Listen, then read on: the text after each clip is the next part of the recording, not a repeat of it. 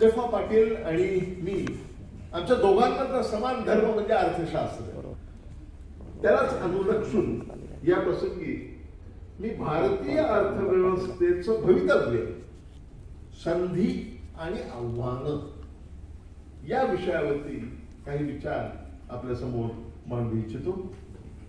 आपण पाहतो की भारतीय अर्थव्यवस्थेबद्दल सतत चर्चा जगभरात चालू आहे.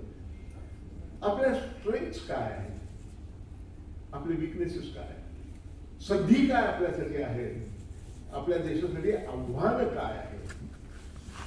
लेटेस्ट आव्हान आपल्याला माहितीच आहे, ट्रम्प सरकारने जी टॅरिफ लावलेली हे लेटेस्ट आव्हान आहे. परंतु एक आपल्याला पूर्ण आढावा घ्यायचा आहे भारतासाठी उपलब्ध असलेल्या संधी, भारतीय अर्थव्यवस्थेसाठी उपलब्ध असलेल्या संधी आणि आपल्याला भारतीय अर्थव्यवस्थेला ज्या समस्यांचा, ज्या आव्हानांचा सामना करायचा आहे, करावा लागणार आहे भविष्यात, या दोन्हीचा एक समतोल चित्र मी आपल्या समोर विशेषतः विद्यार्थी मंडळींच्या समोर मांडण्याचा प्रयत्न करणार आहे. आपल्या ज्या जमेची बाजू जी आपली आहे त्यामध्ये पहिली जमेची बाजू अशी आहे की India is a functioning democracy in the world's most populous nation. 144 कोटी जनता असलेली ही अर्थव्यवस्था आहे, हे राष्ट्र आहे आणि आपली $4 ट्रिलियन ची इकॉनॉमी आहे.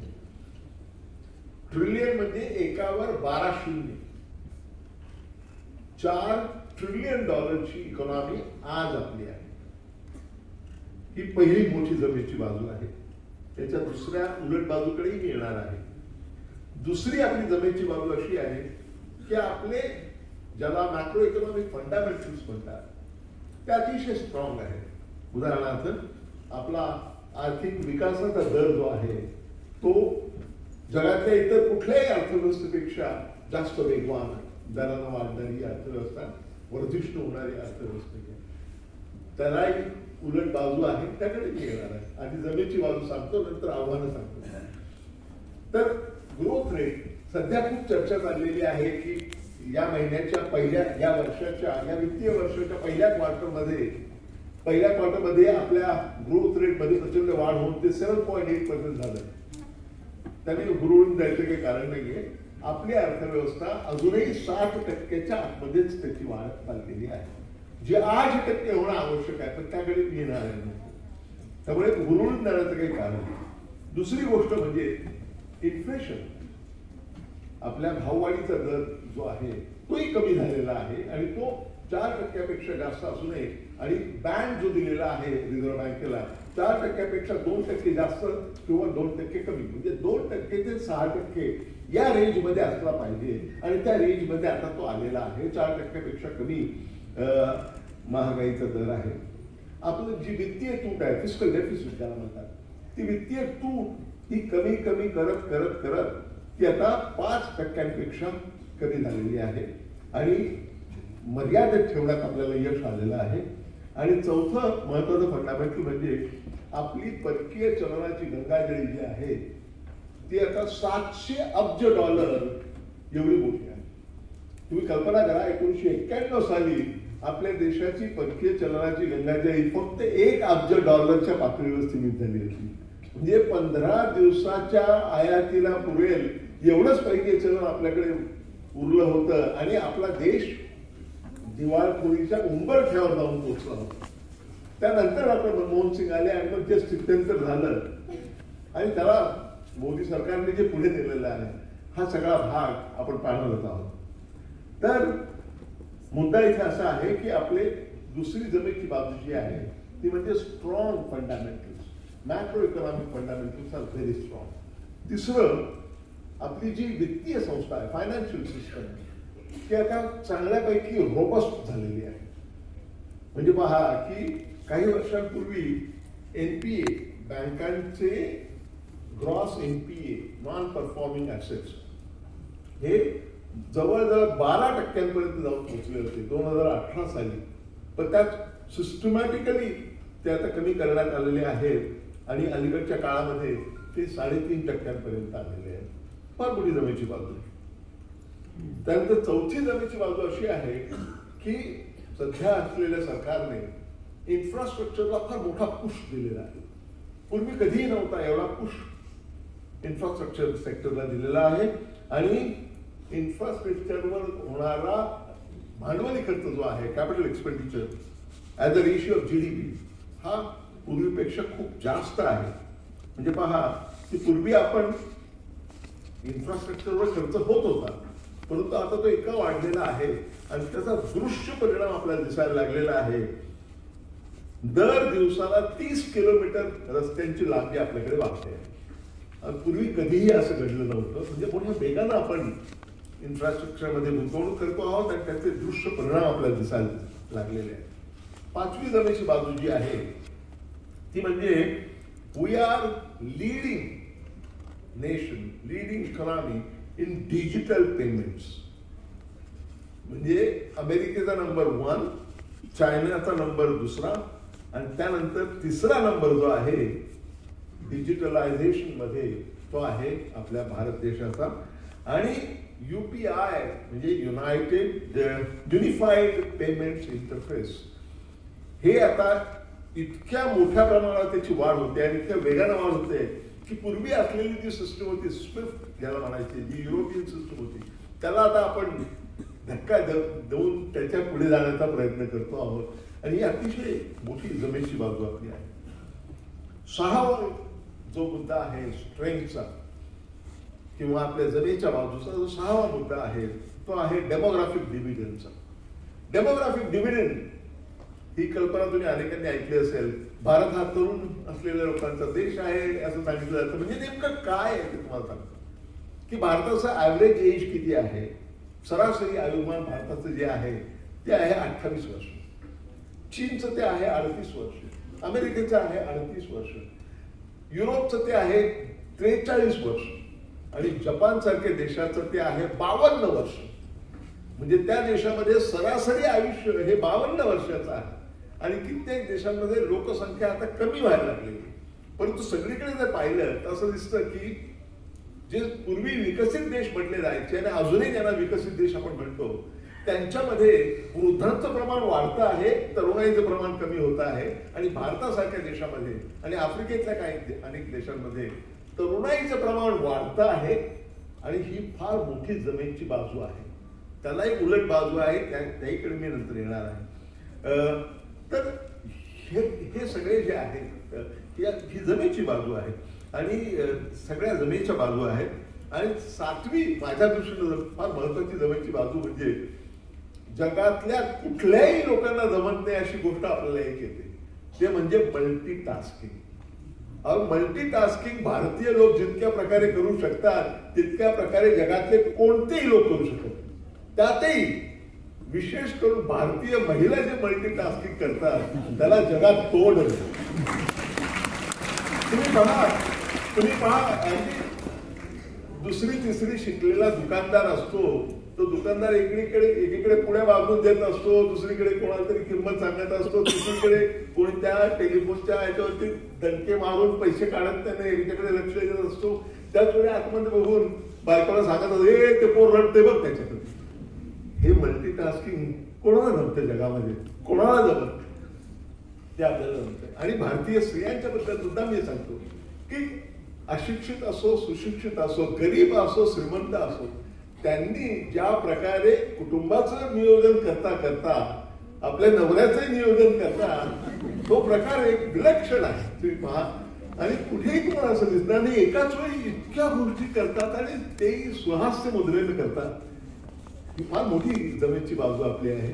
कारण कुटुंबाची जी स्ट्रेंथ आहे, कुटुंब ही शक्ती आहे आणि ही शक्ती आपल्याकडे फार मोठ्या प्रमाणावर त्याची जपणूक झालेली आहे, आजवर तरी झालेली आहे. नंतर काय होईल आपल्याला माहिती नाही, परंतु ही झालेली आहे आणि ती आपली फार मोठी जमेची बाजू. या झाल्या जमेच्या बाजू. आता आपण त्याच्या उलट बाजूकडे वळूया, आव्हानांकडे वळूया. मी मगाशी म्हटलं की भारतीय अर्थव्यवस्था ही $4 ट्रिलियन अर्थव्यवस्था आहे. खरं आहे ते.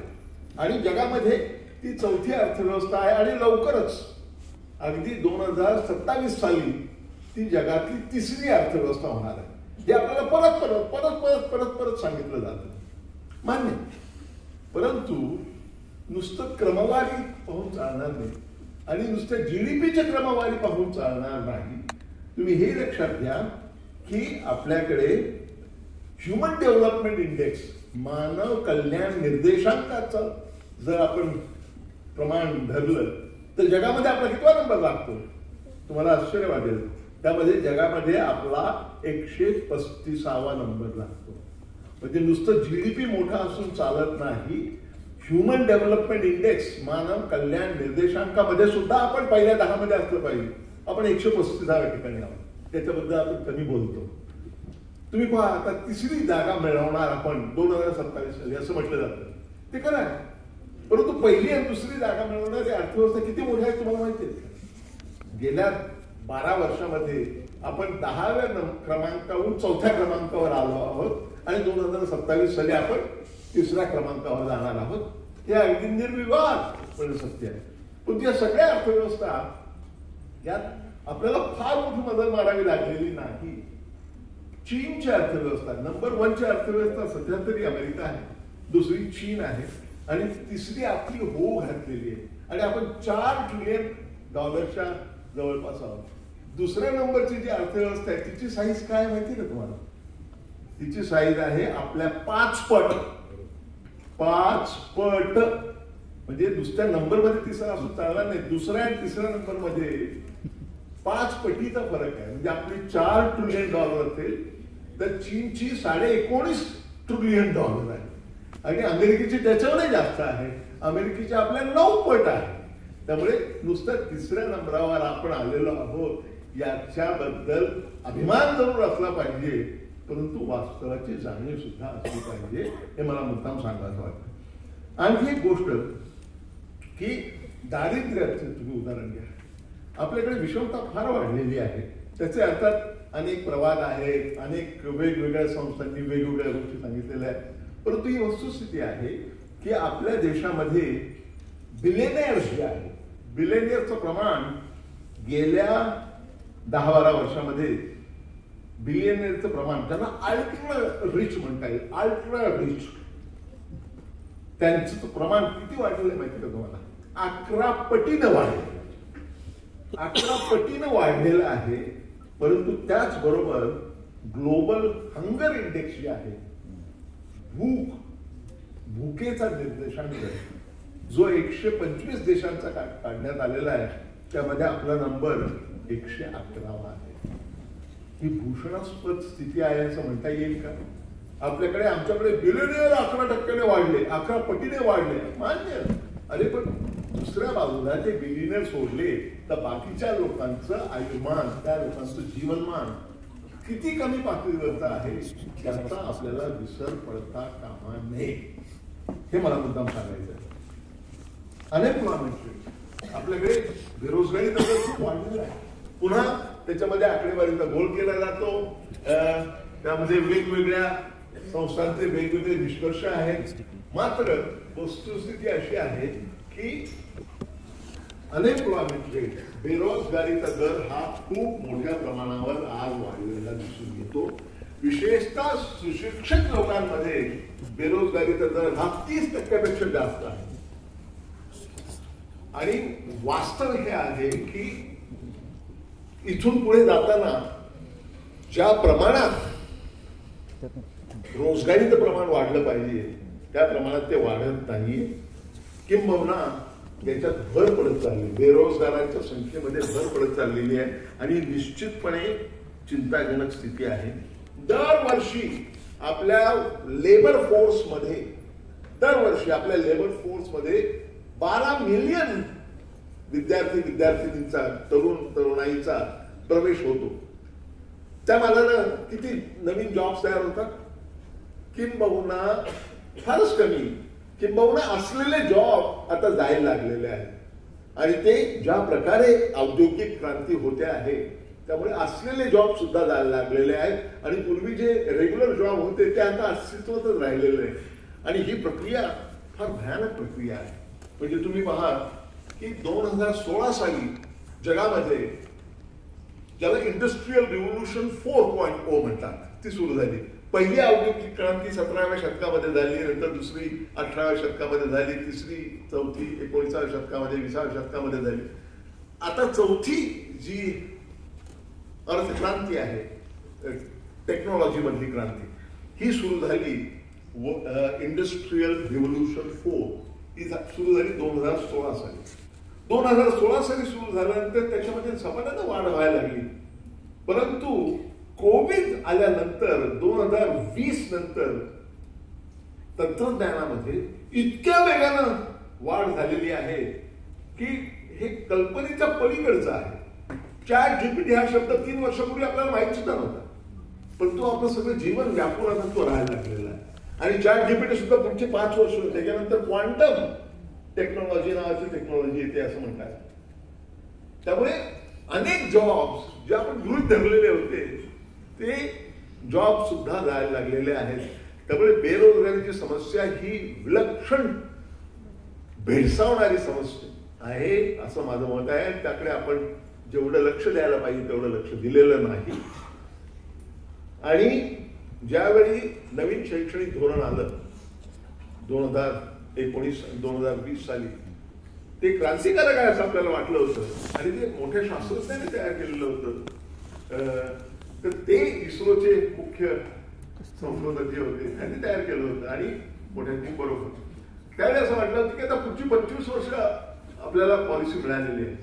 तुम्हाला सांगतो की आज भीतीला सुद्धा ती पॉलिसी कालविसंगत ठरते आहे, कालविसंगत ठरते आहे. आणि मी जबाबदारीने विधान करतो आहे त्या पॉलिसीला सिक्वल गेल्या 4-5 वर्षांमध्ये जी प्रचंड उलाढाल तंत्रज्ञानामध्ये झाली आहे आणि प्रचंड वेगाने जी होते आहे, ती आपण जर लक्षात घेतली तर आपल्याला आपल्या शिक्षण व्यवस्थेमध्ये आमूलाग्र बदल नव्यानं करण्याची गरज आहे. त्यासाठी माझं असं आग्रहपूर्वक प्रतिपादन आहे की त्या रिपोर्टला, तो रिपोर्ट चांगला आहे मात्र तो कालविसंगत होत चाललेला आहे, म्हणून त्याला नवीन जोड देणारा प्रकल्प आला पाहिजे अशी माझी ठाम भूमिका आहे. म्हणजे तुम्ही पहा की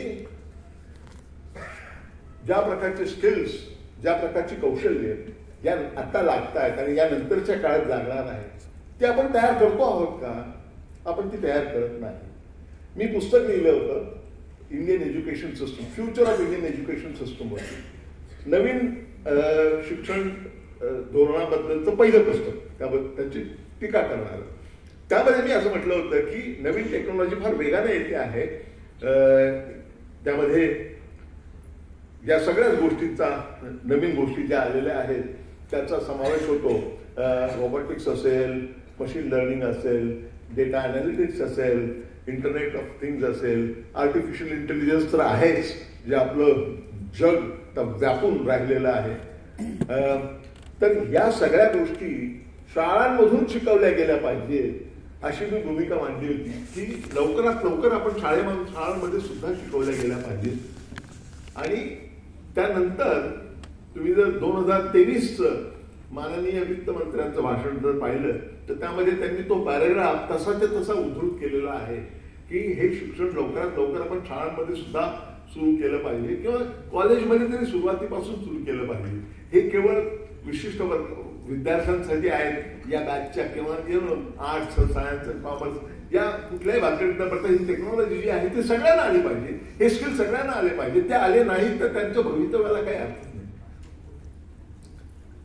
ही जी भावना आहे ती फार महत्वाची आहे आणि मला असं वाटतं की त्याची जाणीव आपण करून घेणं हे गरजेचं आहे.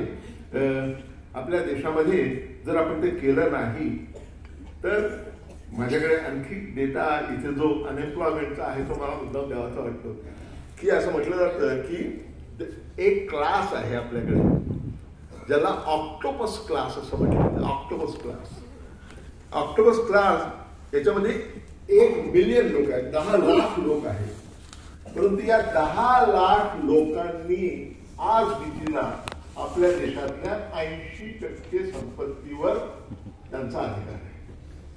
10 मिलियन 144 कोटींच्या देशामध्ये 10 लाख लोकांचा अधिकार हा 80% संपत्तीवर आहे. हे कसलं निदर्शक आहे? आपण विचार करायला पाहिजे याचा. आणि सगळ्या धोरणकर्त्यांनी त्याचा विचार करून सर्वसमावेशक अशा प्रकारची अर्थनीती आणली पाहिजे ज्यातून सर्वसामान्यांचं जीवनमान सुधारणार आहे. आणि ही जाणीव आपल्याला जितक्या लवकर होईल तितकं उत्तम. नुसतंच आमच्याकडे बिलियनियर 11 पटीने वाढले याचं कौतुक करण्यात काहीच अर्थ नाही. आमचा 3रा नंबर आला याचं कौतुक करण्यात काहीच अर्थ नाही. त्याची दुसरी बाजू सुद्धा आपण लक्षात घेतली पाहिजे, हे मला आवर्जून सांगायचं वाटतं. तुम्हाला माहितीये का, एका संस्थेने जातीनिहाय म्हणजे ग्रुप ऑफ कास्ट याचा अभ्यास करून ते निष्कर्ष काढलेला आहे. ज्यांना सो कॉल्ड हाय कास्ट म्हणतात त्यांच्याकडे ते भारताच्या लोकसंख्येमध्ये 22% आहे. हाय कास्ट ही त्या संस्थेने काढलेलं आहे. या 22%कडे 41% संपत्ती आहे. तथाकथित उच्च जातीचे जे 22% लोक आहेत त्यांच्याकडे आपल्या राष्ट्रीय संपत्तीपैकी 41% संपत्ती आहे. आणि जे तथाकथित कमी जातीचे खालच्या जातीचे आहेत 27% आहे त्यांची संख्या. त्या 27% लोकांकडे फक्त 11% वेल्थ आहे. आता ही वस्तुस्थिती आहे की आपल्याला त्या वस्तुस्थितीला सामोरं जाणं हे नितांत गरजेचं आहे. आणि मुद्दाम मी हे तुम्हाला सांगू इच्छितो. आणि तुम्ही पाहाल वेगवेगळ्या क्षेत्रामध्ये जर पाहाल, ऍग्रिकल्चरमध्ये जर पाहाल, ऍग्रिकल्चरमध्ये आपली प्रॉडक्टिव्हिटी उत्पादकता ही जगामधल्या सर्वात कमी उत्पादकतेपेक्षा प्रमाणामध्ये खूप कमी आहे. MSME mini minor medium enterprises जे बॅकबोन खरं आहेत 63 मिलियन युनिट्स आहेत. MSME ज्याला म्हणतात त्याचे 63 मिलियन युनिट्स आहेत. आणि 33% आउटपुट हे त्यांच्याकडे येत असतं. परंतु त्यांना टॅक्समध्ये सवलती नाही. आणि MSMEची आज विद्येला परिस्थिती आहे ती अत्यंत वाईट आहे. झालेले बदल जे होत आहेत त्यामध्ये आणि त्यांना मदत करण्याची फार आवश्यकता आहे. खूप वर्ष आपल्याकडे परकीय गुणवत्ता येतच नव्हती. फॉरेन डायरेक्ट इन्व्हेस्टमेंट येतच नव्हती आपल्याकडे. ज्यावेळी 92 साली 91 साली रिफॉर्म सुरू झाले त्यावेळी डॉक्टर मनमोहन सिंग यांनी परकीय गुंतवणुकीला चालना द्यायला सुरुवात केली. त्यावेळी लोक जे डाव्या चळवळीतले लोक आहेत ते म्हणत होते, अरे हा देश काय आपण विकायला काढलाय का? त्यावेळी एक मोठे अर्थतज्ञ असं म्हणाले होते की आपला देश जर विकायला काढला असला तरी बाहेर कुठे आहे. त्यावेळी परिस्थिती इतकी वाईट होती की आपण देश विकायला काढला असला तरी घ्यायला कोणी उरलं नव्हतं. आता ती परिस्थिती पूर्ण बदललेली आहे. गेल्या काही वर्षामध्ये FDI मध्ये भरमसाठ वाढ झालेली आहे. परंतु त्याचबरोबर गेल्या काही वर्षात एक अत्यंत वाईट ट्रेंड सुरू झालेला आहे. आउटवर्ड FDI म्हणजे इनवर्ड FDI जी आहे. भारतामध्ये परकीय गुंतवणूक येण्याचं प्रमाण खूप वाढलेलं आहे. परंतु गेल्या काही वर्षात भारतीय गुंतवणूक परदेशी जाण्याचं प्रमाणही भरपूर वाढलेलं आहे. आणि नेट गुंतवणूक किती आहे तुम्हाला माहिती आहे का? नेट गुंतवणूक जवळजवळ 0. So net, if you look at the direct foreign investment made by foreign countries into India, subtract from that the foreign investment that Indians are making abroad, the net result is nearly 0. याचा अर्थ काय? हे आपल्या अर्थव्यवस्थेच्या भविष्यासाठी आश्वासक आहे असं कोणीही म्हणू शकणार नाही. मी तुम्हाला परिस्थितीची जाणीव करून देण्याचा प्रयत्न करतो आहे. इथे कोणावरही व्यक्ती, पक्ष, सरकार कोणावरही टीका करण्याचा उद्देश इथे नाही. अभ्यासक म्हणून आणि जपाननी ज्या प्रकारे निरपेक्षपणे आणि कुठलीही बाजू न घेता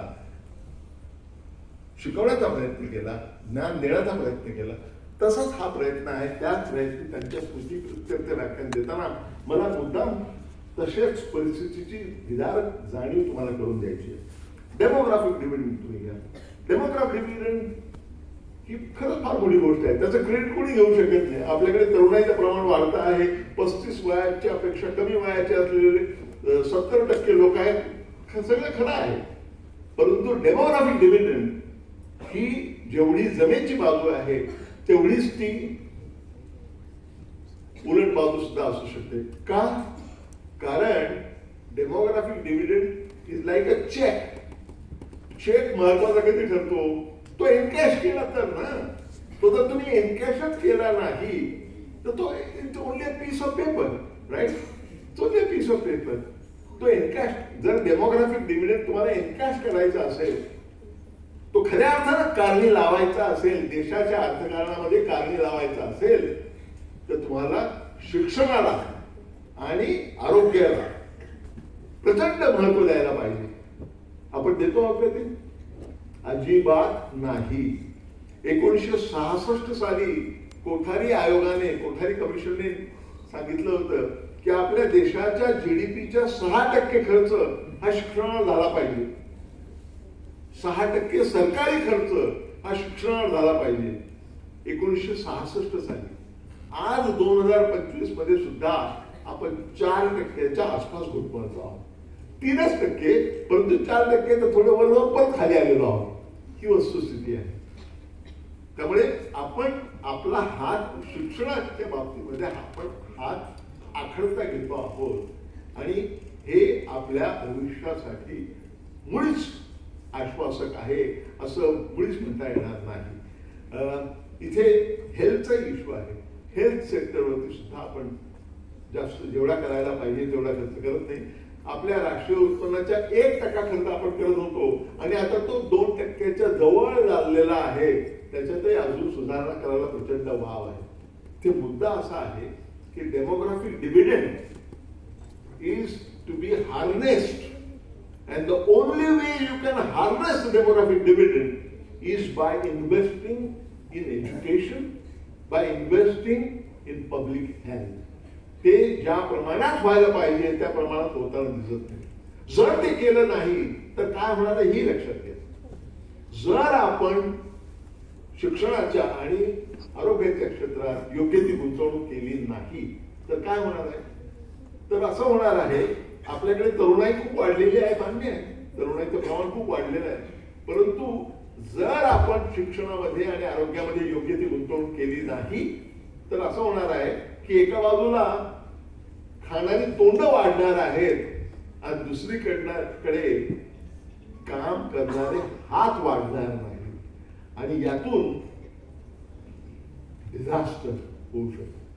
कारण जर खाणारी तोंड वाढत राहिली आणि काम करणारे हात जर वाढत राहिले नाहीत किंवा वाढणाऱ्या हातांना कामच मिळालं नाही तर सामाजिक स्थैर्यावर फार मोठ्या प्रमाणावर विपरीत परिणाम होऊ शकतो.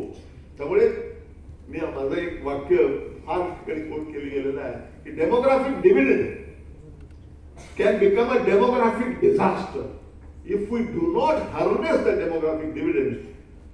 There will be a demographic disaster.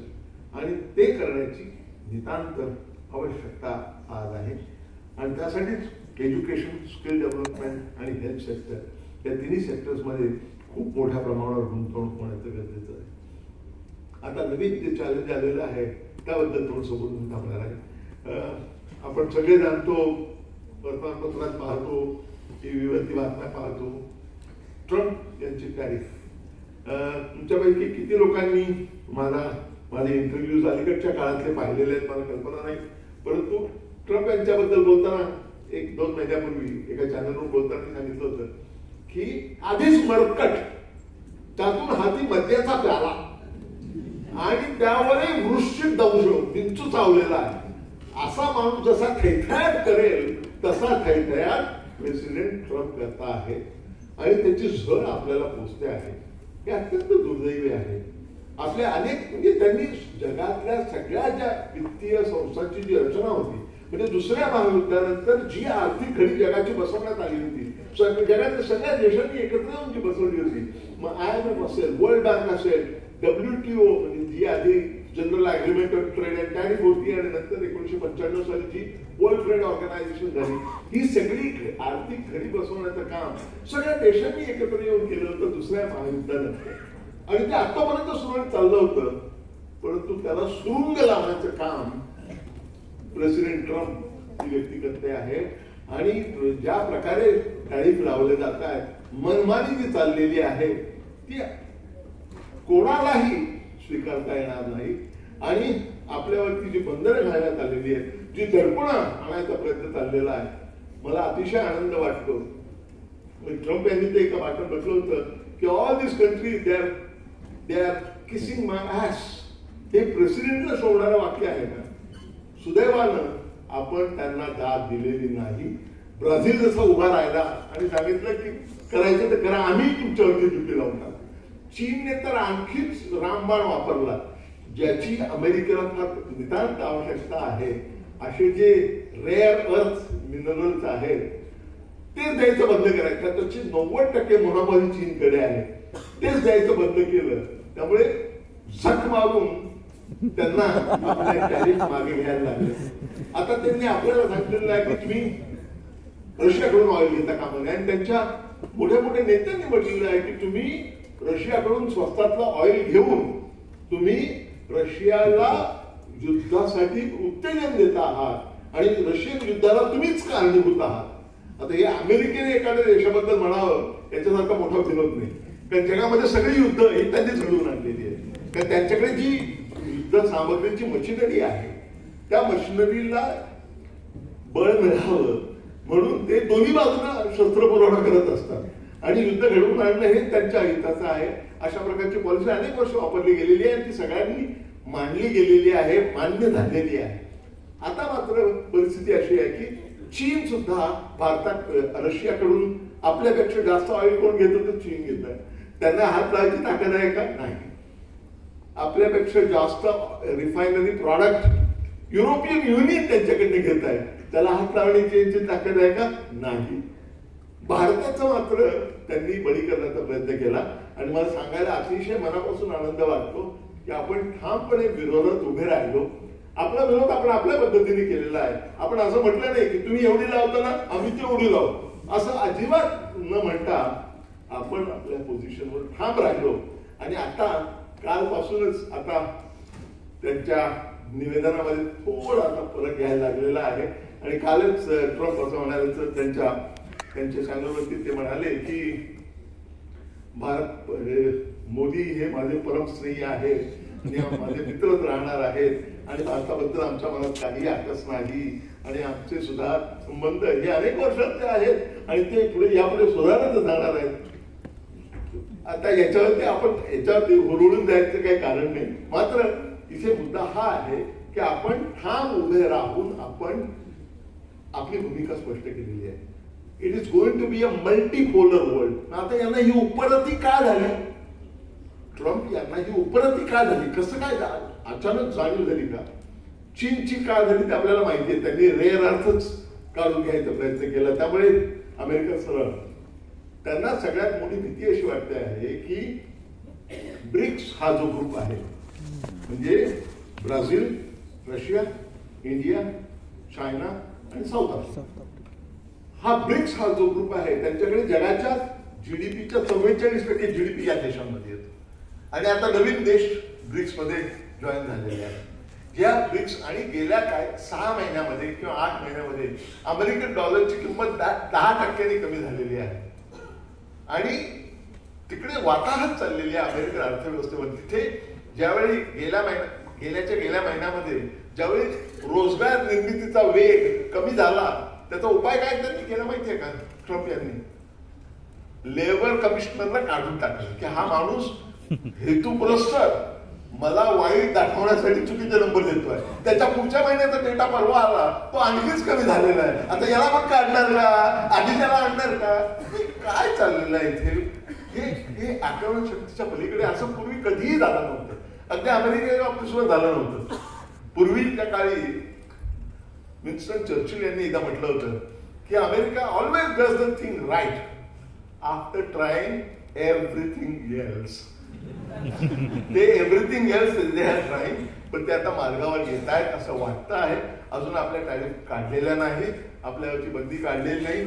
उलट त्यांनी गेल्या आठवड्यामध्ये युरोपियन युनियनला जरा उस्कावून दिलं की तुम्ही पण सेकंडरी टॅरिफ लावा, की भारताकडून आयात करणारे जे देश आहेत त्या सगळ्यांवरती अतिरिक्त टॅरिफ तुम्ही लावा.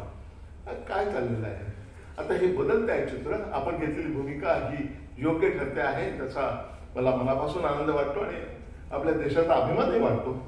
परंतु आता यानंतर येणारं जे जग आहे त्यामध्ये आपण एक धडा शिकलं पाहिजे की अमेरिकेवर विसंबून राहून चालणार नाही.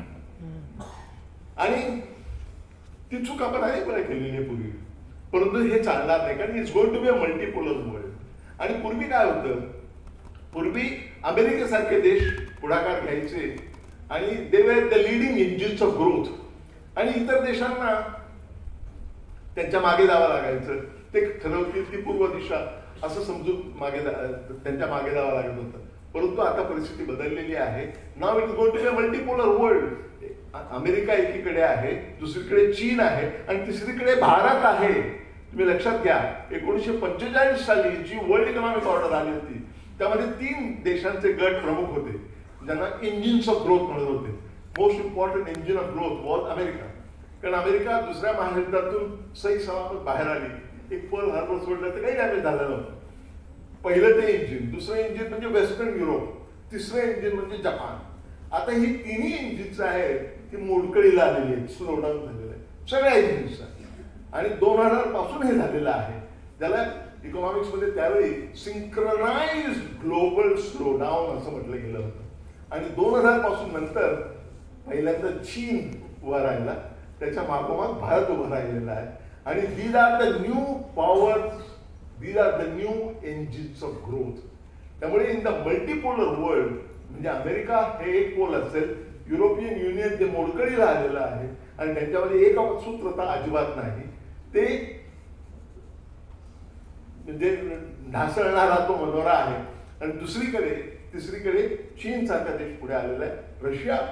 रशियाची प्रगती खूप चांगली झालेली आहे आणि भारताची अर्थातच उत्तम झालेली आहे. तर जगातल्या कोणत्याही देशापेक्षा आपला वेगाचा दर जास्त आहे, विकासाचा दर जास्त आहे असं परत सांगितलं जातं. पण तिथेही त्याची दुसरी बाजू मी मुद्दाम सांगतो की तुम्हाला छोट्या केकचा मोठा हिस्सा आवडेल की मोठ्या केकचा छोटा हिस्सा?